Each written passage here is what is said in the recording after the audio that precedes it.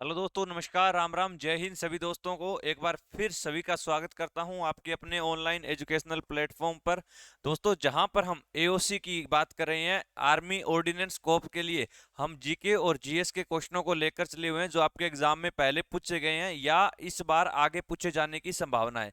दोस्तों, अगर मैं बात करता हूं एओसी के पैटर्न की, तो जिसमें जीके की जो वेटेज है उसके 50 क्वेश्चन आपसे पूछे जाएंगे, यानी एक बहुत बड़ी वेटेज जो है आपकी जीके की है। और इसी की जीके के आपको मैं टॉप सिलेक्टेड क्वेश्चन करवा रहा हूं दोस्तों, जो कि आपके आर्मी के एग्जाम के अंदर पूछे जाते हैं। चलिए आगाज करेंगे। हमारा एक लेक्चर ऑलरेडी हो चुका है। आज दोस्तों हमारा दूसरा लेक्चर होने जा रहा है, जिसमें हम दूसरे लेक्चर को जो है कवर करेंगे। चलिए, अगर मैं बात करता हूं आर्मी ऑर्डिनेंस कोप के अंदर जीके के बारे में, तो जीके के जितने भी हमने चीजें देखी है, चाहे जितने भी क्वेश्चन हमने करे हैं, वो क्वेश्चनों की मैं पीडीएफ आपको प्रोवाइड करवा रहा हूं। और उन क्वेश्चनों की पीडीएफ दोस्तों आपको मेरे टेलीग्राम चैनल इंस्पायर एजुकेशन पर मिल जाएगी। जो भी बातें मैं आपको यहाँ पर साथ के साथ समझाते हुए चलता हूँ, वो बातें भी आपको वहां पे लिखी हुई यूं की यूं मिलती है। तो आप टेलीग्राम चैनल, जिसका लिंक आपको डिस्क्रिप्शन में दे दिया गया है, वहां से आप लोग उसे ज्वाइन करें और आपको जो है वहां पर पीडीएफ मिल जाएगी। तो आप उस पीडीएफ से है सारी की सारी चीजें जो है रिवाइज कर सकते हो। चलिए आगाज करेंगे आज के अपने इस जबरदस्त सेशन का, जिसमें आपको GK previous year question paper करवाए जा रहे हैं दोस्तों।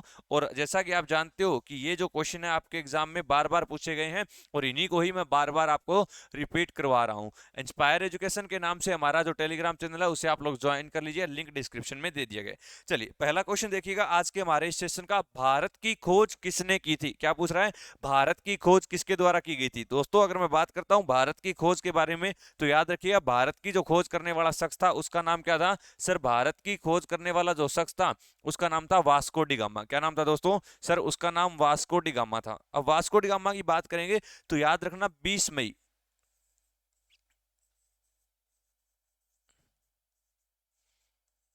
कि 20 मई 1498 को एक पुर्तगाली व्यक्ति भारत आया था, जिसका नाम था क्या? Vasco D gamma. कौन आया था? एक पुर्तगाली व्यक्ति भारत आया था। और याद रखिएगा, ये पुर्तगाली वो व्यक्ति था जो सबसे पहले भारत आया था। तो क्वेश्चन दो बनेंगे। एक तो पूछा जाएगा वास्को डी गामा भारत कब आया? आंसर करेंगे 20 मई 1498 को। दूसरा क्वेश्चन बनेगा, बताइए भारत की खोज किसने की? वास्को डी गामा ने की। तीसरा क्वेश्चन क्या बनेगा? आपसे पूछा जाएगा पहला पुर्तगाली जो भारत आया था वो कौन था? तो हम आंसर कर देंगे वास्को डी गामा ही था। जब ये भारत आया दोस्तों, तो ये सबसे पहले कहां पर आया था? सर, ये एक तट पर आया था जिसका नाम था कालीकट। कौन सा नाम था? कालीकट। और ये कालीकट की अगर मैं बात करता हूं दोस्तों, तो ये कहां पे पड़ता है? सर, ये केरल में पड़ता है। कहां पे पड़ता है? केरल में पड़ता है। तो वास्को डी गामा। एक क्वेश्चन और आता है, बताइए वास्को डी गामा भारत में कुल कितनी बार आया था? तो भारत में ये 3 बार आया था। कितनी बार आया था? 3 बार दोस्तों ये भारत में आया था। तो याद रखिए, वास्को डी गामा के द्वारा भारत आने के रास्ते की खोज की गई थी। अगर मैं बात करता हूं अल ब्रूनी के बारे में, तो अल ब्रूनी की एक किताब आपसे एग्जाम में पूछी जाती है, जिसका नाम होता है तहकीक ए हिंद। क्या नाम होता है? तहकीक ए हिंद होता है। तो याद रखिए, अल ब्रूनी की किताब पूछे तो तहकीक ए हिंद, या इसी को हम किताब उल हिंद के नाम से भी जानते हैं। किस नाम से जानते हैं दोस्तों? सर, इसे किताब उल हिंद भी कहा जाता है। चलिए, उसके अलावा अलबरूनी का नाम आया तो याद रखिए, कई बार क्वेश्चन आ जाता है अलबरूनी किसके साथ भारत आया था? हम आंसर करेंगे सर, वो महमूद गजनवी के साथ भारत आया था। किसके साथ आया था? महमूद गजनवी। और लास्ट क्लास में मैंने महमूद गजनवी के बारे में बताया कि इसने भारत पर कितने आक्रमण किए थे? 17 बार आक्रमण किए थे। इबन बतूता की दोस्तों अगर मैं बात करता हूं, तो याद रखिएगा, इबन बतूता के द्वारा जो पुस्तक लिखी गई थी उसका नाम आपको याद रखना है। कौन सी थी?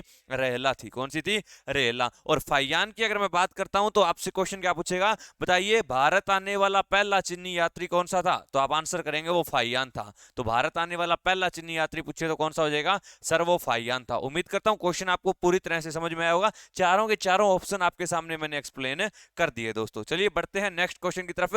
भारत की मानक समय रेखा कौन सी है? आपसे क्या पूछा गया है? भारत की मानक समय रेखा कौन सी है? 82.5 डिग्री पूर्वी, 82.5 डिग्री उत्तरी देशांतर, पश्चिमी या पूर्वी देशांतर? बताइए दोस्तों कौन सा हो जाएगा? तो हम सभी जानते हैं 82.5 डिग्री पूर्वी होगा या उत्तरी होगा? जी बिल्कुल सर, हम जानते हैं कि सर वो 82.5 डिग्री पूर्वी देशांतर हो जाएगा। बताइएगा कमेंट करके फटाफट कि ये जो है दोस्तों, ये कहाँ से गुजरती है? बताइए, 82.5 डिग्री आपने बताया, तो याद रखिएगा ये कहाँ से गुजरती है? सर, ये गुजरती है इलाहाबाद के। इलाहाबाद में कहाँ से?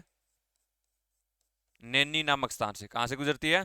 नैनी नामक स्थान से गुजरती है। और हम जानते हैं दोस्तों इलाहाबाद जो है ये उत्तर प्रदेश में पड़ता है। कहाँ पे पड़ता है? उत्तर प्रदेश में पड़ता है। तो उम्मीद करता हूं बात समझ में आई होगी। चलिए नेक्स्ट क्वेश्चन, अर्जुन पुरस्कार की शुरुआत किस वर्ष हुई? क्या पूछा गया है? अर्जुन पुरस्कार की शुरुआत आपसे पूछी गई है। तो हम सभी जानते हैं सर अर्जुन पुरस्कार की जो शुरुआत हुई थी वो वर्ष 1961 में हुई थी। कब हुई थी? 1961 के अंदर अर्जुन पुरस्कार की शुरुआत हुई दोस्तों। और याद रखिएगा ये अर्जुन पुरस्कार जो है किसे दिया जाता है? सर ये दिया जाता है विशिष्ट खिलाड़ियों को। किसे दिया जाता है?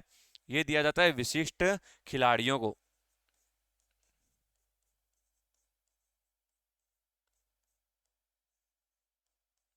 कि विशिष्ट खिलाड़ियों को अर्जुन पुरस्कार दिया जाता है। अगर मैं बात करता हूं तो आपसे एक क्वेश्चन पूछा जाता है, बताइए अर्जुन पुरस्कार प्राप्त करने वाली प्रथम महिला कौन थी? कई बार एग्जाम में क्वेश्चन आया आपका, अर्जुन पुरस्कार प्राप्त करने वाली पहली महिला दोस्तों कौन सी थी? तो हम आंसर करेंगे सर पहली महिला अगर हमसे पूछा गया है तो हम आंसर कर देंगे नीरजा भानोट। कौन थी दोस्तों? सर उसका नाम था नीरजा भानोट। तो याद रखिएगा वो पहली महिला थी जिसने क्या किया था? अर्जुन पुरस्कार प्राप्त किया। शुरुआत कब हुई? 1961 के अंदर इसकी शुरुआत हुई थी दोस्तों। अगर मैं बात करूं तो एक आपसे पूछ लिया जाता है भारत रत्न।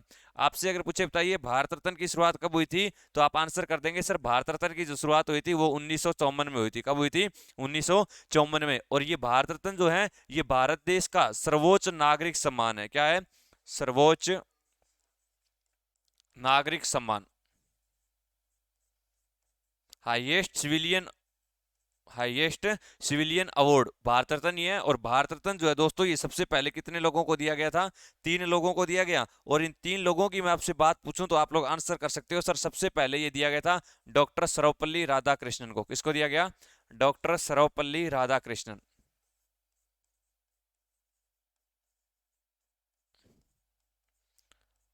दूसरा नाम अगर आपसे पूछे तो कौन हो जाएंगे? तो हम आंसर करेंगे सीवी रमन। और तीसरा नाम अगर आपसे पूछ ले तो सी राजगोपालाचारी। 3 लोगों को दिया गया लेकिन आपसे पूछा जाएगा प्रथम व्यक्ति कौन था। तो प्रथम व्यक्ति कौन था जिसने भारत रत्न प्राप्त किया था? तो प्रथम व्यक्ति थे डॉक्टर सर्वपल्ली राधाकृष्णन, जिन्हें सबसे पहले क्या दिया गया? भारत रत्न दिया गया था। डॉक्टर सर्वपल्ली राधाकृष्णन की अगर मैं बात करूं तो इनके ऊपर 5 सितंबर का दिन होता है दोस्तों। और 5 सितंबर को कौन सा दिवस मनाया जाता है? शिक्षक दिवस। कौन सा? शिक्षक दिवस या टीचर्स डे मनाया जाता है दोस्तों। चलिए बात समझ में आई होगी। और डॉक्टर सर्वपल्ली राधाकृष्णन भारत देश के पहले उपराष्ट्रपति भी रहे थे। ये बात भी आपको क्या करनी है? याद रखनी है। बहुत ज्यादा इंपॉर्टेंट ये बात दोस्तों आपकी हो रही है। जो भी विद्यार्थी नया जुड़ा है वो सेशन को लाइक और शेयर करता हुआ चले। चलिए नेक्स्ट क्वेश्चन भी एक पुरस्कार से, एक अवार्ड से है। आपसे पूछा गया बताइए मैग्सेसे पुरस्कार प्राप्त करने वाले पहले भारतीय कौन से थे? कौन सा पुरस्कार पूछा है उसने? रमन मैग्सेसे पुरस्कार। अगर मैं बात करता हूं रेमन मैग्सेसे पुरस्कार की दोस्तों तो याद रखिएगा इसकी शुरुआत कब हुई थी? 1958 में इसकी शुरुआत हुई। और याद रखिएगा इसे एशिया का नोबल कहा जाता है। इसे क्या कहा जाता है? सर इसे एशिया का नोबल कहा जाता है। तो एशिया का नोबल दोस्तों अगर आपसे पूछ लिया जाए तो हम आंसर करेंगे रेमन मैग्सेसे पुरस्कार। कौन सा हो जाएगा? रेमन मैग्सेसे पुरस्कार हो जाएगा। उसने पूछा है पहला व्यक्ति कौन था? तो वो थे आचार्य विनोबा भावे। कौन थे? आचार्य विनोबा भावे। और दोस्तों आचार्य विनोबा भावे की बात आई है तो 2 बातें और समझिएगा आप लोग। एक तो आचार्य विनोबा भावे द्वारा जो नारा दिया गया था वो नारा पूछा जाता है। और आचार्य विनोबा भावे ने कौन सा नारा दिया था? जय जगत का नारा। कौन सा दिया था? जय जगत का नारा। तो याद रखना जय जगत का नारा आचार्य विनोबा भावे ने दिया था। और दूसरा क्वेश्चन क्या पूछा है? आपसे इनका आंदोलन पूछा जाएगा। आप आंसर करेंगे सर इनके द्वारा एक आंदोलन भी शुरू किया गया था और इस आंदोलन का नाम क्या था? भूदान आंदोलन। और दोस्तों याद रखिएगा भूदान आंदोलन की जो शुरुआत हुई थी वो 1951 में हुई थी। कब हुई थी? 1951 में। आचार्य विनोबा भावे ने महात्मा गांधी के साथ मिलकर 1940 में व्यक्तिगत सत्याग्रह की भी शुरुआत की। लेकिन एग्जाम में आपका भूदान आंदोलन पूछा जाता है, इनका नारा पूछा जाता है, या रेमन मैग्सेसे पुरस्कार प्राप्त करने वाला पहला भारतीय पूछा जाता है दोस्तों। तो ये बातें आपकी इंपॉर्टेंट है। नाम आया यहाँ पे रविंद्रनाथ टैगोर का, प्रथम की बात कराए तो याद रखिए रविंद्रनाथ टैगोर प्रथम भारतीय थे। प्रथम भारतीय थे जिन्हें क्या दिया गया था? नोबेल दिया गया था। जिन्हें क्या दिया गया था? नोबेल पुरस्कार दिया गया था। तो आपसे एक क्वेश्चन ये भी बनेगा बताइए प्रथम भारतीय जिसे नोबेल पुरस्कार दिया गया तो वो कौन थे? रविंद्रनाथ टैगोर थे। और याद रखिएगा इन्हें जब दिया गया था तो ये किस वर्ष दिया गया था? 1913 में दिया गया। और 1913 में इन्हें किस चीज के लिए? सर इन्हें साहित्य के लिए दिया गया। और साहित्य की दोस्तों मैं बात करूं तो इनकी रचना भी आपसे पूछेगा तो आप आंसर करेंगे सर इनकी रचना का नाम गीतांजलि था। क्या नाम था? गीतांजलि था। तो याद रखिएगा इनकी रचना कौन सी थी दोस्तों, गीतांजलि ही इनकी रचना हुआ करती थी, ये बात आपको याद रखनी है। चलिए बढ़ते हैं नेक्स्ट क्वेश्चन की तरफ। बताइए स्वांग किस राज्य का लोक नृत्य कला है दोस्तों। स्वांग की अगर मैं बात करता हूं तो इसमें नाटक होता है, नौटंकी होती है, तमाशा होता है, गीत होता है, रागनी होती है, चुटकुले होते हैं, हंसी मजाक होता है। जब इन सारी चीजों को एक ही मंच पर, एक ही प्लेटफॉर्म पर इकट्ठा कर दिया जाता है तो वो हमारा क्या बन जाता है, सांग बन जाता है। और सांग की मैं बात करूं तो ये सबसे ज्यादा हमारे वासी करते हैं, यानी मैं बात करता हूं हरियाणा स्टेट के लोग करते हैं। कहां के स्टेट करते हैं सर, ये सबसे ज्यादा हरियाणा के लोग करते हैं। तो इसका आंसर कौन सा हो जाएगा सर, हरियाणा का ही लोक नृत्य कौन सा है, सांग है। अगर बात आई है दोस्तों कर्नाटक की, तो कर्नाटक का लोक नृत्य फटाफट कमेंट करके बताइए, कर्नाटक का लोक नृत्य कौन सा है बताओ।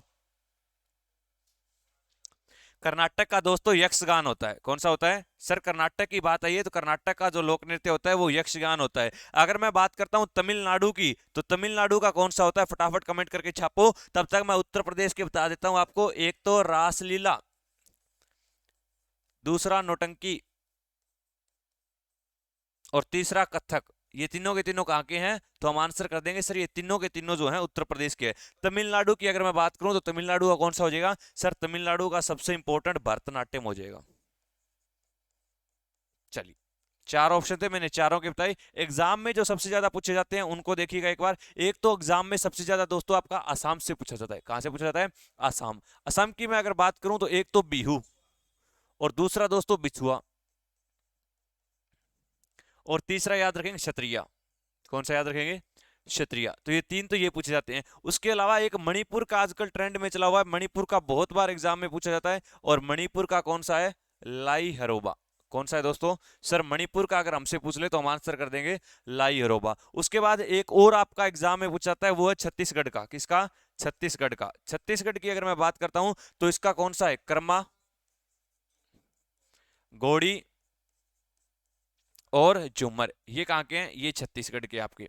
उसके अलावा मैं एक और आपसे पूछ लेता हूं, अगर मैं पूछ लेता हूं बिहार का, तो दोस्तों याद रखिए बिहार का कौन सा होता है, वेगा। बिहार का याद रखेंगे कौन सा हो जाएगा, वेगा हो जाएगा। तो असम, मणिपुर, छत्तीसगढ़, बिहार का वेगा हो जाएगा। वहीं अगर आपसे केरल का और पूछ लीजिए, केरल का भी ट्रेंडिंग में पूछा जाता है आपसे, तो केरल का कौन सा हो जाएगा सर, केरल का कथकली हो जाएगा। कौन सा हो जाएगा, कथकली हो जाए। तो दोस्तों ये नृत्य आपके कुछ ज्यादातर एग्जाम में रिपीट होते हैं, तो ये आपको लिखवा दिए हैं। और ये क्वेश्चन था तो इनके साथ भी मैंने आपको चार बातें बताने का काम किया। इन सारी की सारी बातों को नोट करते हुए चलिएगा। अगर नोट्स नहीं बना रहे हो तो आपको पीडीएफ प्रोवाइड करवाऊंगा भाई, और पीडीएफ के लिए आप मेरे टेलीग्राम चैनल से जुड़ सकते हो। ये हमारा टेलीग्राम चैनल है इंस्पायर एजुकेशन के नाम से। चलिए नेक्स्ट क्वेश्चन देखिए, भारत में वर्तमान में कुल कितने उच्च न्यायालय है। दोस्तों ध्यान दीजिएगा, अगर मैं बात करता हूं न्यायालयों की, तो एक भारत में सबसे बड़ा न्यायालय होता है जिसका नाम होता है सुप्रीम कोर्ट। क्या नाम होता है, सुप्रीम कोर्ट होता है। और सुप्रीम कोर्ट के ऊपर भाई कुछ नहीं होता। अगर मैं बात करता हूं सुप्रीम कोर्ट की, तो भारत का पहला सुप्रीम कोर्ट 1774 में खोला गया। और 1774 में कहां पर खोला गया, कलकत्ता में खोला गया। तो भारत का पहला सुप्रीम कोर्ट 1774 में कलकत्ता में। और इसके अंदर कितने मुख्य न्यायाधीश थे सर, इसके अंदर 3 मुख्य न्यायाधीश थे। कितने थे, 3 मुख्य न्यायाधीश थे। अगर मैं बात करता हूं दोस्तों किसके बारे में, वर्तमान की, तो वर्तमान के अंदर हमारा जो सुप्रीम कोर्ट है, इस सुप्रीम कोर्ट की जो स्थापना हुई थी वो 28 जनवरी 1950 को हुई थी। कब हुई थी, 28 जनवरी 1950। और याद रखिए दोस्तों 28 जनवरी 1950 को जब इसकी स्थापना हुई, तो क्वेश्चन पूछा जाएगा इसकी स्थापना कहां पर हुई। हम आंसर करेंगे सर इसकी स्थापना दिल्ली में हुई। कहां पर हुई, दिल्ली में इसकी स्थापना हुई। 28 जनवरी 1950 को सुप्रीम कोर्ट बन चुका है दिल्ली में। तो क्वेश्चन आएगा, बताइए सुप्रीम कोर्ट के पहले मुख्य न्यायाधीश कौन थे। तो याद रखिए दोस्तों इसके प्रथम मुख्य न्यायाधीश तो थे, उनका नाम क्या था, हीरालाल जे कानिया। कौन थे, तो हम आंसर कर देंगे सर वो हीरालाल जे कानिया, जिन्हें हम एच जे कानिया के नाम से जानते हैं। तो हीरालाल जे कानिया इसके क्या हुए, प्रथम मुख्य न्यायाधीश हुए थे। ये तो बात हुई है दोस्तों सुप्रीम कोर्ट की, लेकिन यहां पर वो बात कर रहा है किसकी, उच्च न्यायालय की, यानी वो यहाँ पे बात कर रहा है हाई कोर्ट की। और आपसे पूछा गया बताइए वर्तमान भारत के अंदर, वर्तमान भारत के अंदर आज कितने हाई कोर्ट हो चुके हैं सर, वर्तमान में 25 हो चुके हैं। और 25वें नंबर का अगर आपसे पूछ ले, बताइए 25वें नंबर का, 25th नंबर जो है 25वें नंबर का हाई कोर्ट कौन सा बना है, तो हम आंसर कर सकते हैं सर वो कौन सा बना है, हैदराबाद का। हैदराबाद लिखो चाहे आंध्र प्रदेश लिखो, हैदराबाद या आंध्र प्रदेश लिख सकते हो। हैदराबाद की अगर मैं बात करता हूं दोस्तों, हैदराबाद वर्तमान में किसकी राजधानी है? तेलंगाना की राजधानी है। किसकी राजधानी है? तेलंगाना की। लेकिन इस कोर्ट का जो नाम है, इसका नाम हैदराबाद हाई कोर्ट के नाम पर ही है। चलिए नेक्स्ट क्वेश्चन देखिएगा। कोई विधेयक धन विधेयक है या नहीं, इसका फैसला कौन करता है? कोई भी विधेयक जो होता है दोस्तों, वो धन विधेयक है या नहीं, इसके बारे में कौन बताता है? लोकसभा का स्पीकर बताता है, लोकसभा का अध्यक्ष बताता है। अच्छा दोनों सेम लिखा, यहाँ पे करो लोकसभा का उपाध्यक्ष, उपाध्यक्ष लिखना था, ये बाई मिस्टेक हुआ है। भारत का प्रधानमंत्री बताता है या भारत का वित्त मंत्री बताता है दोस्तों? अगर मैं बात करता हूं दोस्तों किसके बारे में, भारत के वित्त मंत्री के बारे में, तो वर्तमान में भारत के वित्त मंत्री कौन है? निर्मला सीतारमण। कौन है? निर्मला सीतारमण। तो भारत देश के वर्तमान में अगर वित्त मंत्री पूछे तो निर्मला सीतारमण। प्रधानमंत्री के बारे में बताने की जरूरत नहीं है, नरेंद्र दामोदर दास मोदी। कहां से एमपी चुने गए हैं? वाराणसी उत्तर प्रदेश से चुने गए हैं। और लोकसभा स्पीकर, तो इसका आंसर तो हो जाएगा दोस्तों option number A, Lok Sabha speaker जो होता है सर, इसी का ही काम क्या होता है, वही बताएगा कि कोई विधेयक धन विधेयक है या नहीं है। तो लोकसभा स्पीकर की बात आई है तो दो क्वेश्चन एग्जाम में बनते हैं। एक क्वेश्चन तो आपसे ये पूछा जाएगा, बताइए प्रथम लोकसभा के स्पीकर कौन थे? बताइए प्रथम लोकसभा के स्पीकर कौन थे? पहली लोकसभा के स्पीकर की बात आई है तो आप लोग आंसर करेंगे जी वी मावलंकर। कौन थे? जी वी मावलंकर। इन्हें बोला जाता है गणेश वासुदेव मावलंकर। और एक क्वेश्चन बनेगा आपसे, वर्तमान में लोकसभा के स्पीकर कौन है? आप आंसर करेंगे सर वर्तमान में है ओम बिड़ला। कौन है दोस्तों? ओम बिड़ला। तो दो क्वेश्चन बनते हैं आपके। एक तो आपसे पूछा जाता है पहले लोकसभा स्पीकर, तो हम आंसर कर देंगे सर वो जी वी मावलंकर थे। दूसरा क्वेश्चन क्या बनेगा, आपसे पूछा जाएगा वर्तमान में लोकसभा के स्पीकर कौन है? ओम प्रकाश बिड़ला इसका आंसर हो जाएगा। तो इसका आंसर कौन सा हो जाएगा सर? ऑप्शन नंबर ए हो जाएगा। अगर आपसे पूछे प्रधानमंत्री नरेंद्र मोदी कहां से चुने गए हैं? वाराणसी उत्तर प्रदेश से चुने गए हैं। आपके पुराना नाम बनारस था, मंदिरों व घाटों का शहर इसे कहा जाता है दोस्तों। उम्मीद करता हूं सारी की सारी बातें दिमाग में बैठती जा रही है। अगर दिमाग में जहन में बैठती जा रही है तो सेशन को एक बार लाइक और शेयर करने का आप लोग काम करिएगा दोस्तों। चलिए बढ़ते हैं नेक्स्ट क्वेश्चन की तरफ। ये रहा आपकी स्क्रीन पर, तंबाकू पर पूर्णतः प्रतिबंध लगाने वाले विश्व का पहला देश कौन सा था? दोस्तों क्वेश्चन आया भी, तंबाकू जो होता है, आपने हुक्का पिया होगा, हरियाणा वाले हुक्का पीते हैं भाई, तो तंबाकू के ऊपर प्रतिबंध लगाने वाला विश्व का पहला देश कौन सा था? तंबाकू की बात आई है दोस्तों तो समझिएगा, पहले तंबाकू की खेती जो है वो भारत में कौन लेकर आए थे, ये भी क्वेश्चन बनेगा। तो तंबाकू की खेती भारत में कौन लेकर आए थे सर? वो पुर्तगाली लेकर आए थे। कौन लेकर आए थे? पुर्तगालियों के द्वारा ही तंबाकू की खेती की गई थी। तो हमें ये याद रखना है। तो सबसे पहले तो ये क्वेश्चन देखो, तंबाकू भारत में कौन लेकर आए थे? तो तंबाकू की जो खेती थी वो लेकर आए थे पुर्तगाली। कौन लेकर आए थे? पुर्तगाली। पहली बात क्लियर हुई। और मैंने पुर्तगालियों में अभी आपको पहले ही क्वेश्चन में वास्को डिगामा पढ़ाया था। इसका आंसर क्या हो जाएगा सर? इसका आंसर हो जाएगा भाई ऑप्शन नंबर डी, भूटान। कौन हो जाएगा? भूटान। सर भूटान की अगर हम बात करते हैं तो भूटान की राजधानी भी हमसे पूछी जाएगी। और भारत का पड़ोसी भूटान, और भूटान की राजधानी कौन सी? थिम्पू। कौन सी है? थिम्पू। और भूटान का अगर आपसे राष्ट्रीय खेल पूछ लिया जाए दोस्तों, तो भूटान का राष्ट्रीय खेल कौन सा हो जाएगा? फटाफट आंसर करेंगे, तीरंदाजी हो जाएगा। कौन सा हो जाएगा सर? भूटान का जो राष्ट्रीय खेल है वो कौन सा है? तीरंदाजी है। जापान, जापान की राजधानी आपसे पूछे दोस्तों कौन सी हो जाएगी? टोक्यो। जापान की राजधानी कौन सी हो जाएगी? टोक्यो। और याद रखिए दोस्तों 2020 के अंदर, 2020 के अंदर ओलंपिक्स कहां पर हुए थे? तो 2020 के अंदर सर जो ओलंपिक हुए थे वो टोक्यो में ही हुए थे। कहां पर हुए थे? टोक्यो में ही हुए थे। और याद रखिए दोस्तों क्वेश्चन आएगा टोक्यो किस नदी के किनारे स्थित है? तो हम आंसर कर देंगे टोक्यो अरकाव नदी के किनारे स्थित है। कौन सी नदी के किनारे स्थित है? अरकाव नदी। क्वेश्चन ओलंपिक की आई है तो आपसे पूछा जाएगा ओलंपिक का आयोजन कितने सालों बाद होता है? तो हम आंसर करेंगे सर ओलंपिक का जो आयोजन होता है वो प्रत्येक 4 वर्ष बाद होता है। कितने वर्ष बाद? 4 वर्ष बाद। अब ये 2020 में हुए तो आगे कब होंगे? तो सर आगे 2024 में होंगे। कब होंगे दोस्तों? तो सर आगे इनका जो आयोजन होगा वो वर्ष 2024 में होगा। और वर्ष 2024 में होगा तो सर कहां पर होगा? तो दोस्तों इनका जो आयोजन होगा वो पेरिस में होगा। कहां पे होगा? पेरिस में। और पेरिस की मैं बात करूं तो ये किसकी राजधानी है? फ्रांस की राजधानी है। और पेरिस का नाम आया तो आपको नदी भी मैंने पढ़ाई थी। कौन सी नदी? सीन नदी। कौन सी नदी पढ़ाई थी? सीन नदी के किनारे पेरिस बसा हुआ है। और इसी पेरिस के अंदर मैंने आपको एक टावर भी पढ़ाया था और उस टावर का नाम क्या था?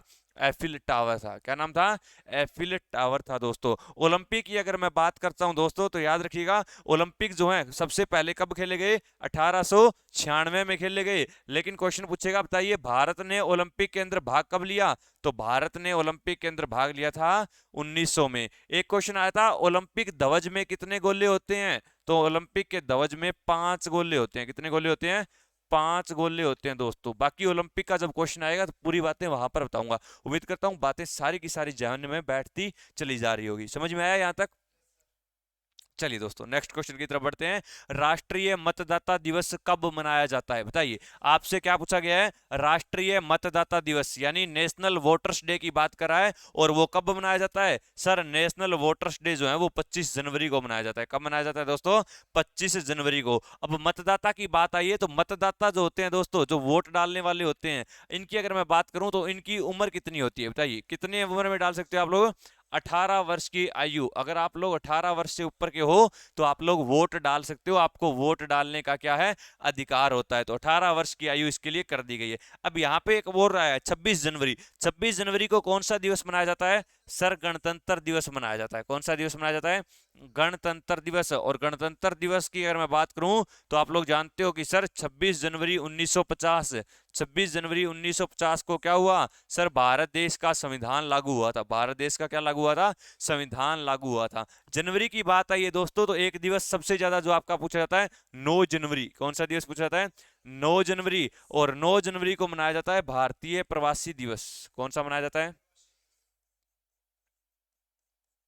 भारतीय प्रवासी दिवस। भारतीय प्रवासी दिवस मनाया जाता है क्योंकि महात्मा गांधी जो हैं वो इंडिया लौटे थे। कहां पर लौटे थे?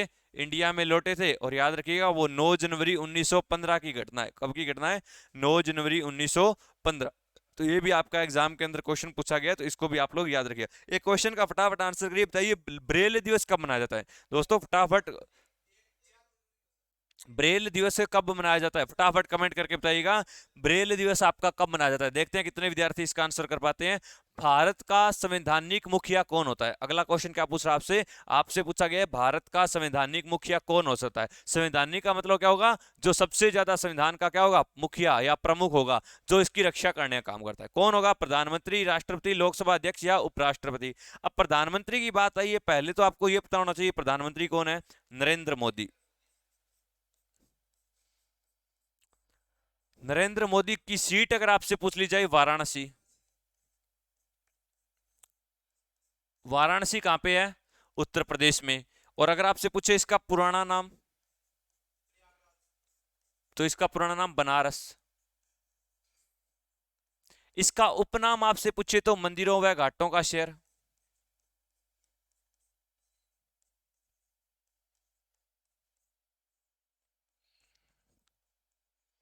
मंदिरों व घाटों का शहर कहा जाता है इसे। बात समझ में आई? राष्ट्रपति आपसे पूछे तो भारत देश के 15वें नंबर के, और 15वें नंबर की बनी है द्रौपदी मुर्मू। और द्रौपदी मुर्मू का संबंध अगर आपसे पूछे तो उड़ीसा से। कहां से है? उड़ीसा से है। भारत देश की दूसरी महिला राष्ट्रपति द्रौपदी मुर्मू बनी है। और भारत देश के किसी प्रथम महिला आदिवासी राष्ट्रपति पहली बनी है ये आपकी। लोकसभा अध्यक्ष अभी मैंने आपको बताया था, और लोकसभा अध्यक्ष कौन है? ओम बिड़ला।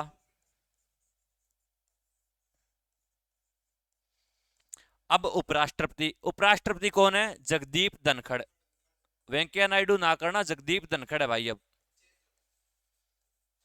जगदीप धनखड़। तो इसका आंसर क्या होगा? संवैधानिक प्रमुख पूछा है, और संवैधानिक प्रमुख कौन होता है? राष्ट्रपति होता है। कौन होता है? राष्ट्रपति होता है। अब राष्ट्रपति की बात आई है तो आपसे पूछा जाएगा भारत देश के पहले राष्ट्रपति डॉक्टर राजेंद्र प्रसाद थे। सबसे लंबा कार्यकाल किसका था? डॉक्टर राजेंद्र प्रसाद का ही था। 1950 से 52 बने थे, 52 से 57, और 57 से फिर 62 तक बने थे। डॉक्टर राजेंद्र प्रसाद की अगर समाधि पूछ ले आपसे तो महाप्रयाण घाट। कौन सी हो जाए दोस्तों? महाप्रयाण घाट। अजात शत्रु पूछे, चाहे देश रत्न पूछे, चाहे बिहार का गांधी पूछे, तो वो भी कौन हो जाएंगे? डॉक्टर राजेंद्र प्रसाद हो जाएंगे। कौन हो जाए दोस्तों? डॉक्टर राजेंद्र प्रसाद हो जाए। राष्ट्रपति की बात आई है तो हम सभी जानते हैं दोस्तों, राष्ट्रपति जो होता है, राष्ट्रपति जो होता है ये क्या होता है, तीनों सेनाओं का प्रमुख भी होता है। तो कई बार क्वेश्चन ये भी आता है तीनों सेनाओं का प्रमुख कौन होता है, तो हम आंसर कर देंगे वो राष्ट्रपति ही होता है। चलिए नेक्स्ट क्वेश्चन की तरफ बढ़ते हैं। अंग्रेजों के नमक कानून के विरुद्ध महात्मा गांधी ने कौन सा आंदोलन शुरू किया था? दोस्तों अंग्रेजों ने नमक के ऊपर भी क्या लगा दिया था, टैक्स लगा दिया था। तो इसी नमक कानून का विरोध करने के लिए महात्मा गांधी के द्वारा एक आंदोलन शुरू किया गया था। क्या वो सविनय अवज्ञा आंदोलन था? सविनय अवज्ञा आंदोलन के बारे में बताने की जरूरत नहीं है कि सर इसकी जो शुरुआत हुई थी वो 1930 में हुई थी। कब हुई थी? 1930 में शुरुआत हुई थी। भारत छोड़ो आंदोलन की शुरुआत 1942 में हुई थी और इसी के दौरान महात्मा गांधी ने करो या मरो का नारा दिया था। कौन सा नारा दिया था? करो या मरो का नारा। तो इसका कौन सा ऑप्शन राइट हो जाएगा? सर सविनय अवज्ञा आंदोलन बिल्कुल राइट हो जाएगा। और सविनय अवज्ञा आंदोलन के बाद ही याद रखिए दोस्तों दांडी मार्च की शुरुआत हुई थी। किसकी शुरुआत हुई थी? दांडी मार्च।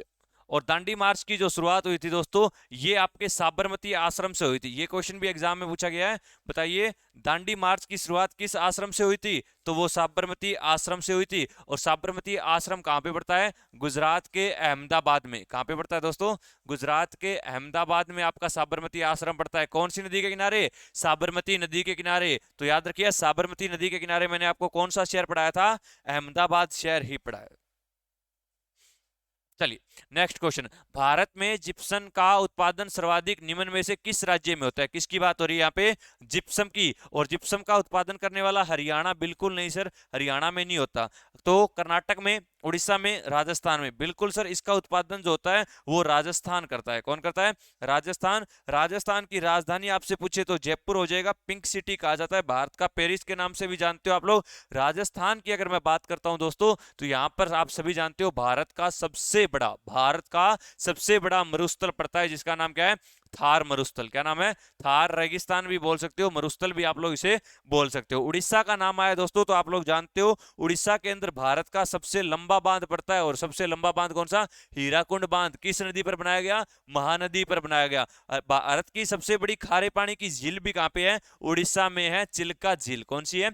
चिल्का झील है दोस्तों। और कर्नाटक की राजधानी बताइएगा फटाफट कमेंट करके। कर्नाटक की राजधानी कौन सी है दोस्तों? फटाफट बताइए। क्या चेन्नई है? क्या बेंगलुरु है? क्या तिरुवनंतपुरम है? फटाफट कमेंट करके बताइएगा इसकी राजधानी कौन सी है दोस्तों। उम्मीद करता हूं आपको एक एक बात जो है यहां तक समझ में आ रही हो रही है। यहां तक एक एक बात दोस्तों आपको जो है समझ में आ रही है, जहन में बैठती जा रही होगी। एक एक चीज इंपॉर्टेंट है। एक एक क्वेश्चन के साथ जो एक्सप्लेनेशन दे रहा हूं मेरे भाइयों वो सारी की सारी बातें नोट करते हुए चलिएगा। अगर नोट नहीं करे हो तो पीडीएफ प्रोवाइड करूंगा, चिंता मत करना। एओसी का एग्जाम 28 मई को बोला हुआ है तो 28 मई से पहले पहले आपके जो 50 क्वेश्चन आने हैं, चाहे वो जीके और साइंस के मिक्स क्वेश्चन भी रहेंगे दोस्तों, वो भी मैं आपको करवाऊंगा। तो आप निश्चित रहिए, आप हमारे साथ बने रहें। अगर आप चैनल पर नए हो तो चैनल को सब्सक्राइब करना ना भूलें, वीडियो को लाइक करते रहें दोस्तों, शेयर जरूर करें। आपके लिए मेहनत कर रहे हैं तो दोस्तों ये क्लासें आप ही के लिए।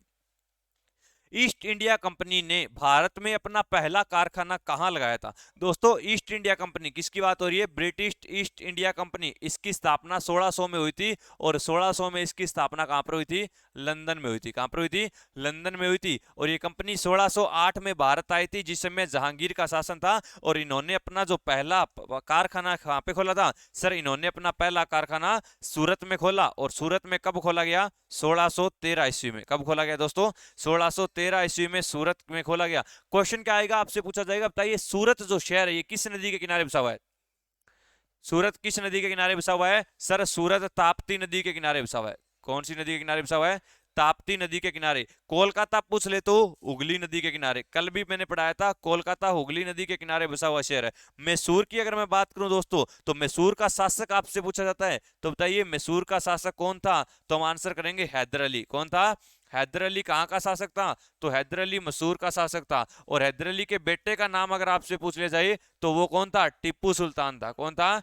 टिप्पू सुल्तान था। तो याद रखिएगा टिप्पू सुल्तान जो है वो हैदर अली का बेटा था जो कि मैसूर कर्नाटक का ही शासक था। बेंगलुरु, बेंगलुरु को कहा जाता है सिलिकॉन वैली।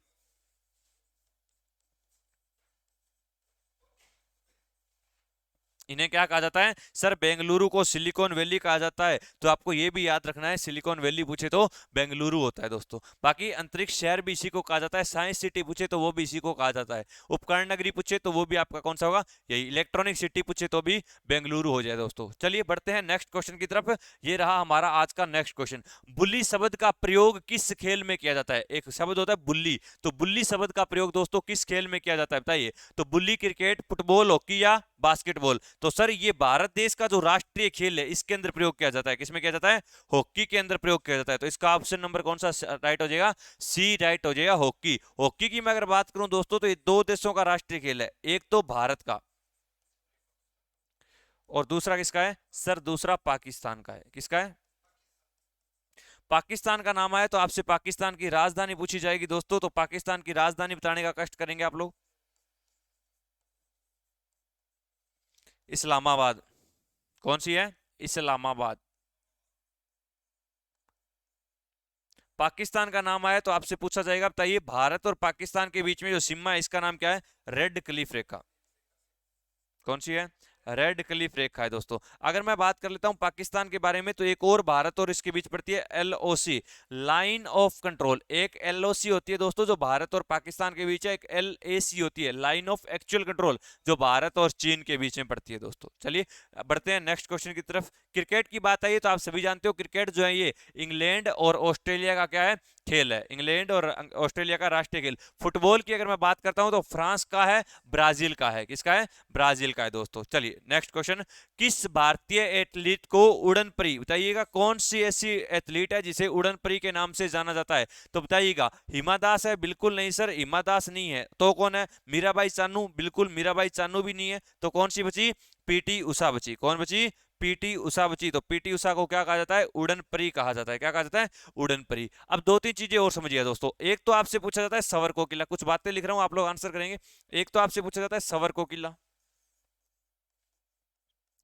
एक पूछा जाता है आपसे भारत को किला,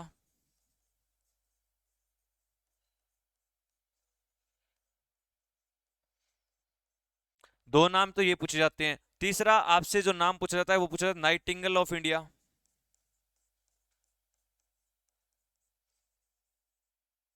नाइटिंगेल ऑफ इंडिया। चलिए ये तीन नाम ज्यादातर पूछे जाते हैं। सवर कोकिला पूछे तो आप आंसर कर देंगे लता मंगेशकर। अगर आपसे पूछे भारत कोकिला और नाइटिंगेल ऑफ इंडिया तो सरोजनी नायडू।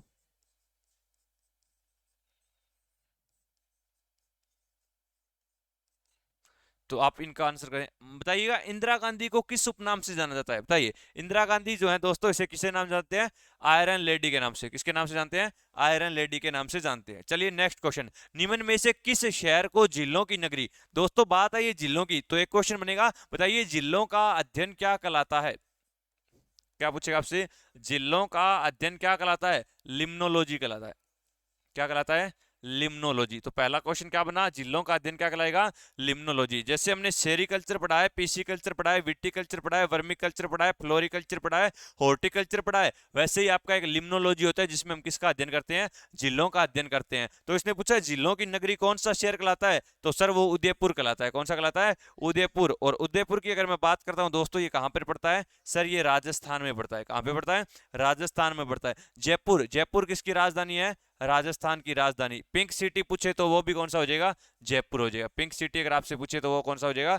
जयपुर। फटाफट कमेंट करके बताइएगा जयपुर किसने बसाया था? दोस्तों अगर आपने लास्ट लेक्चर नहीं देखा है तो मैंने लास्ट लेक्चर में आपको पढ़ाया था जयपुर को बसाने वाला व्यक्ति। मैंने मुंबई के बारे में बताया था अंगियार गिराल्ड ने बसाया था। मैंने पटना के बारे में बताया था शेरशाह सूरी, पाटलिपुत्र के बारे में उदयन बताया था, श्रीनगर के बारे में अशोक के नाम लिया था। तो आप मुझे कमेंट करके बताएंगे जयपुर को किसने बसाया था। फटाफट कमेंट करके बताइएगा दोस्तों जयपुर को बसाने वाला व्यक्ति कौन था। तो यहाँ पे झीलों की बात आई है तो भारत की कुछ झीलें हैं जिसमें एक झील तो पूछी जाती है चिल्का। और चिल्का झील की दोस्तों मैं अगर बात करता हूं तो ये क्या कहलाती है? भारत की सबसे बड़ी खारे पानी की झील। और खारे पानी की अगर ये झील है दोस्तों तो ये कहां पर पड़ती है? तो खारे पानी की सर ये झील उड़ीसा में पड़ती है। कहां पे पड़ती है? उड़ीसा में। वहीं आपसे दूसरी झील पूछी जाती है वुल्लर झील। कौन सी?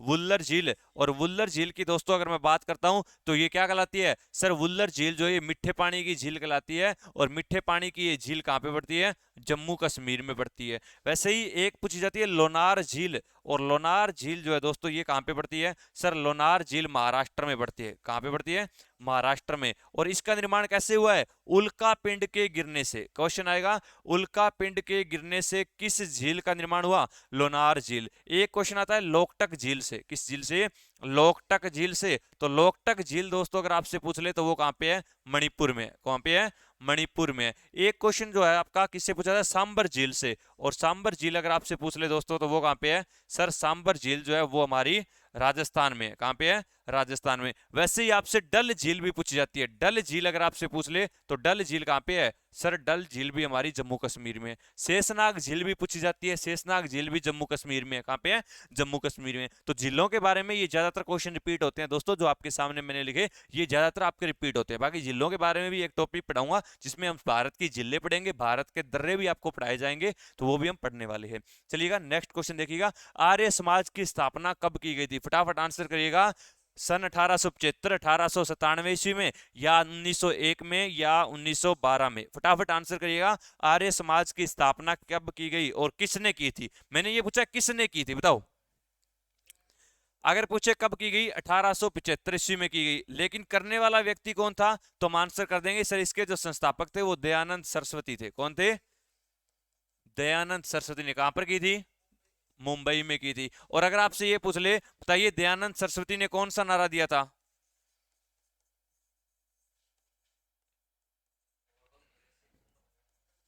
वेदों की ओर लौटो का नारा दिया था। ठीक है, चलिए 1901 का नाम है दोस्तों। तो 1901 में एक घटना हुई थी, घटना नहीं अब बोल सकते हैं एक चीज की शुरुआत हुई थी। 1901 में किस चीज की शुरुआत हुई थी सर, 1901 में नोबेल पुरस्कार की शुरुआत हुई थी।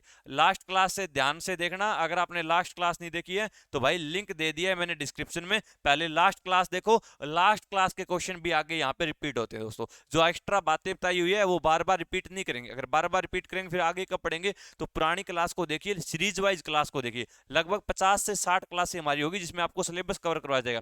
अगर हमारा सिलेबस कंप्लीट नहीं होता है तो हम भाई मैराथन क्लास भी रखेंगे। मैराथन क्लास जिस दिन होगी आपको पहले ही सूचना दे दी जाएगी। आप चैनल को सब्सक्राइब करके रखें और बेल आइकन को प्रेस करके रखें। जिस दिन मैराथन क्लास होगी, एक एग्जाम से पहले पूरी मैराथन के अंदर मैं आपको पूरी जीके और पूरी साइंस का निचोड़ आपके सामने रख दूंगा, तो एक क्लास मैराथन के रूप में हम तब कवर कर लेंगे। तो दोस्तों 1901 में नोबेल पुरस्कार की शुरुआत हुई थी, ये भी आपको याद रखना है। चलिए नेक्स्ट क्वेश्चन, वेदों में सबसे प्राचीन वेद कौन सा है, क्या पूछा उसने, सबसे प्राचीन वेद। तो वेद की बात आई है दोस्तों, तो वेदों की संख्या कितनी है, चार है। कितनी है दोस्तों, सर वेदों की संख्या चार है। चार वेद हैं तो आपसे पूछा जाएगा वेद शब्द का मतलब क्या होता है, ज्ञान। वेद का मतलब क्या होता है, ज्ञान होता है। वेद संस्कृत भाषा के विद धातु से बना है जिसका मतलब होता है ज्ञान। और वेदों की संख्या चार है, तो सबसे पुराना वेद इसने पूछ लिया। और सबसे पुराना वेद कौन सा, ऋग्वेद। अब इनके बारे में समझिएगा। सबसे पहले मैं श्यामवेद बता देता हूँ। श्यामवेद में श्याम शब्द आया है, कौन सा शब्द आया है, श्याम। और श्याम शब्द का मतलब होता है गायन। क्या होता है, गायन। तो इससे क्वेश्चन क्या आएगा, आपसे पूछा जाएगा संगीत का जनक। क्या पूछा जाएगा, संगीत का जनक। तो संगीत का जनक कौन सा कहलाता है, सामवेद। यजुर्वेद, यजुर्वेद में आया यज्ञ। क्या है, यज्ञ से संबंधित। और इससे क्वेश्चन आता है गद्य और पद्य दोनों में लिखा गया वेद। गद्य और पद्य दोनों में लिखा गया वेद कौन सा है, तो दोनों में लिखा गया यजुर्वेद। और अगर आपसे पूछे सबसे नवीनतम वेद, क्या पूछेगा, सबसे नवीनतम वेद। तो सबसे नवीनतम वेद कौन सा है सर, वो अथर्ववेद। अथर्ववेद किसने लिखा था, अथर्वा ऋषि ने। किसने लिखा था, अथर्वा ऋषि ने लिखा था। अगर आपसे पूछ ले अथर्ववेद का दूसरा नाम क्या है, तो इसका दूसरा नाम है दोस्तों ब्रह्मवेद। क्या नाम है, ब्रह्मवेद। तो ब्रह्मवेद भी से, इसमें किसकी बात की गई है, इसमें भाई अंधविश्वास की बात है, काला जादू की बात है, टूना टोटका की बात है। हरियाणा रोडवेज में अगर आपको कभी सफर करने का मौका मिला होगा दोस्तों, तो आपने हरियाणा रोडवेज की हर एक विंडो पर एक पोस्टर लिखा हुआ देखा होगा कि जिसको होगा ज्ञान वही करेगा समस्या का समाधान। जगह जगह से घाट घाट का पानी पिए हुए खान बाबा बंगाली जो आपको सारी समस्याओं से छुटकारा पाएंगे, स्वतंत्र से छुटकारा पाए, मन चाहा प्यार आपके कदमों में। 98 126 85 211 ये उसका नंबर है। अगर आपको कोई समस्या है तो उनसे कांटेक्ट भी कर सकते हो मेरे भाई। अब बच गया ऋग्वेद। ऋग्वेद को समझिएगा, ऋग्वेद में किसकी बात की गई है, ऋचाओं की बात की गई है।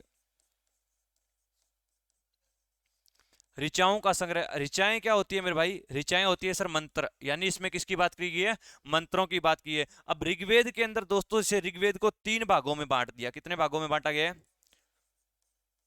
सर? ऋग्वेद जो है 3 भागों में बांटा गया, और 3 भागों की दोस्तों मैं अगर बात कर लेता हूं आपके सामने, तो सबसे पहले याद रखिएगा इसमें बात की गई है मंत्रों की, दूसरा इसमें बात की गई है मंडलों की, और तीसरा इसमें बात की गई है सूक्तों की।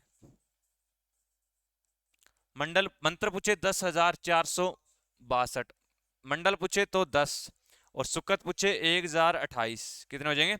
1,028। क्वेश्चन दोस्तों हमेशा मंडलों से आता है। मंडलों की अगर मैं बात करूं, इसमें कुछ मंडल हैं आपके इंपॉर्टेंट है जहां से क्वेश्चन बन जाता है, देखिएगा। चलिए, मंडलों में एक तो तीसरा मंडल पूछ लेता है। कौन सा मंडल? तीसरा, क्योंकि तीसरे मंडल में किसका उल्लेख मिलता है? गायत्री मंत्र का। किसका उल्लेख मिलता है? गायत्री मंत्र का। और गायत्री मंत्र किसने लिखा था? विश्वामित्र ने। किसने लिखा दोस्तों? विश्वामित्र ने। उसके बाद देखिए ऋग्वेद का 7वां मंडल, और ऋग्वेद के 7वें मंडल में एक युद्ध का वर्णन मिलता है जिसका नाम है दसराग्य युद्ध। क्वेश्चन आएगा दसराग्य युद्ध कौन सी नदी के किनारे लड़ा गया? पुरुषनी नदी के किनारे लड़ा गया। और एक क्वेश्चन जो आता है वो ऋग्वेद के 10वें मंडल से आता है। कौन से मंडल से आता है? 10वें मंडल से। और 10वें मंडल में वर्ण व्यवस्था की जानकारी मिलती है। किसकी जानकारी मिलती है? वर्ण व्यवस्था। और वर्ण व्यवस्था कितने प्रकार की थी? 4 प्रकार की थी। कौन कौन सी? सबसे पहले ब्राह्मण, क्षत्रिय, तीसरा वैश्य दोस्तों, और चौथा शूद्र। कौन सा हो जाएगा? शूद्र। तो इन्हीं चारों के बारे में जो जानकारी मिलती है वो हमें कहां पर मिलती है सर? वो ऋग्वेद के मंडलों के अंदर मिलती है। तो याद रखिए दोस्तों, एक बार क्वेश्चन ये आया हुआ था, सबसे प्राचीन वेद पूछे तो सबसे प्राचीन वेद भी कौन सा है? ऋग्वेद। सबसे प्राचीन वेद पूछे तो भी। और ऋग्वेद का पाठ करने वाला क्या कहलाता है? तो ऋग्वेद का पाठ करने वाला होत्री कहलाता है। क्या कहलाता है? होत्री कहलाता है दोस्तों। बहुत ज्यादा डीप में मैंने आपको बातें बताई है, वो बातें नोट कर लीजिएगा। अगर नोट नहीं करते हो स्क्रीनशॉट ले लीजिएगा। अगर कुछ ना करते हो तो भाई पीडीएफ ले लेना, फ्री में पीडीएफ ले लेना। टेलीग्राम चैनल ज्वाइन करना, लिंक डिस्क्रिप्शन में डाला हुआ है। पहली क्लास नहीं देखी है तो उसका भी लिंक डाला हुआ है, पहले वो क्लास देखो, फिर ये क्लास देखना, क्योंकि चीजें आपस में लिंक होती जा रही है दोस्तों। चलिए बढ़ते हैं नेक्स्ट क्वेश्चन की तरफ। आज का हमारा 19वां क्वेश्चन ये रहा स्क्रीन पर। भाभा परमाणु अनुसंधान केंद्र कहां पर है? भाभा परमाणु अनुसंधान केंद्र की बात हो रही है दोस्तों। क्या ये दिल्ली में है? क्या बंगलुरु में है? कोलकाता में है? सर ये मुंबई में। मुंबई में एक जगह पड़ती है ट्राम्बे। कौन सी? ट्राम्बे। तो ये कहां पे पड़ता है? ट्राम्बे मुंबई में पड़ता है। कोलकाता के बारे में पढ़ा दिया, बंगलुरु बता दिया, नई दिल्ली के बारे में बताया। भारत की ये क्या है? राजधानी है दोस्तों। चलिए नेक्स्ट क्वेश्चन। 1928 के बारदोली आंदोलन का नेतृत्व किसने किया? बहुत ही लाजवाब क्वेश्चन आपके सामने आया। यहां से मैं 2-3 क्वेश्चन आपको और बताने वाला हूं, तो फटाफट पहले इसका आंसर करिएगा। आपसे पूछा है 1928 के बारदोली आंदोलन का नेतृत्व किसने किया था? तो बारदोली आंदोलन का नेतृत्व करने वाले जो शख्सियत हुआ करती थी उसका नाम था सरदार वल्लभ भाई पटेल। कौन थे? सरदार वल्लभ भाई पटेल। और सरदार वल्लभ भाई पटेल को जो सरदार की उपाधि दी गई, सरदार की उपाधि भी किस आंदोलन के दौरान दी गई थी? बारदोली के दौरान। कब दी गई? 1928 में। किसने दी थी? महिलाओं ने। किसने दी थी? बारदोली सत्याग्रह या आंदोलन की महिलाओं के द्वारा ही ने सरदार की उपाधि दी गई। अगर आपसे पूछो कि बताइए इन्होंने कौन सा नारा दिया, सरदार वल्लभ भाई पटेल का जो बच्चा नारा बता देगा भाई उसका एओसी में सिलेक्शन पक्का है, वो इस बार पक्का सिलेक्शन है। उन्होंने कौन सा नारा दिया? कर मत दो। मत दो। क्या? कर मत दो। तो नारा कौन सा था सर? इनका नारा था कर मत दो। कर मत दो का नारा इन्होंने दिया था। सरदार वल्लभ भाई पटेल को क्या कहा जाता है सर? इन्हें भारत का विस्मारक कहा जाता है, लोह पुरुष के नाम से जानते हैं। स्टेचू ऑफ यूनिटी इनकी सबसे ऊंची प्रतिमा 182 मीटर जो है दोस्तों, वो आपको याद रखनी है। भारत देश के पहले गृह मंत्री कौन थे? फटाफट कमेंट करके बताइएगा। भारत देश के पहले गृह मंत्री कौन थे? कमेंट करके बताइएगा दोस्तों। तो वो कौन थे सर? वो सरदार वल्लभ भाई पटेल। पंडित जवाहरलाल नेहरू भारत देश के प्रथम क्या थे? प्रधानमंत्री थे। सबसे लंबा कार्यकाल पंडित जवाहरलाल नेहरू। पंडित जवाहरलाल नेहरू की समाधि दोस्तों आपसे पूछी जाए तो कौन सी? शांतिवन। इनके द्वारा कौन सा प्रस्ताव लाया गया? उद्देश्य प्रस्ताव। कब लाया गया? 13 दिसंबर 1946 को। पंडित जवाहरलाल नेहरू की पुस्तकें पूछे तो discovery of India, who lives if India dies, इन्होंने आराम हराम है और पूर्ण स्वराज जैसे नारे दिए थे। और जवाहरलाल नेहरू की दोस्तों अगर मैं बात करता हूं तो ये भारत देश के प्रथम क्या रहे थे?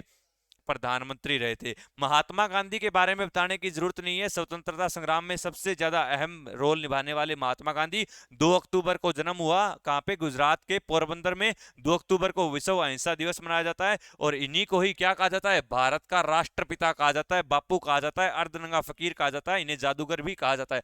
बाल गंगाधर तिलक, बताने की जरूरत नहीं है बाल गंगाधर तिलक के द्वारा कौन सा आंदोलन शुरू किया गया था। चलिए दोस्तों, तो आज की क्लास में हमने हमारे टॉप सिलेक्टेड क्वेश्चनों को कवर किया है। आपको क्लास की पूरी पीडीएफ मेरे भाई टेलीग्राम पर प्रोवाइड कराऊंगा। टेलीग्राम को आपको बता रखा है कौन सा है, हमारा इंस्पायर एजुकेशन के नाम से, लिंक चेक कर लो, डिस्क्रिप्शन में दिया गया। डेली एओसी की क्लास आपकी शाम 8 बजे, शाम 8 बजे आपकी क्लास होती है, तो इस क्लास में जुड़ना आप लोग ना भूलें। तो आज की क्लास कैसी लगी कमेंट करके जरूर बताएं। आज की क्लास के लिए इतना ही, कल फिर मुलाकात होगी शाम 8 बजे हमारे साथ। तो जय हिंद, जय भारत सभी दोस्तों को।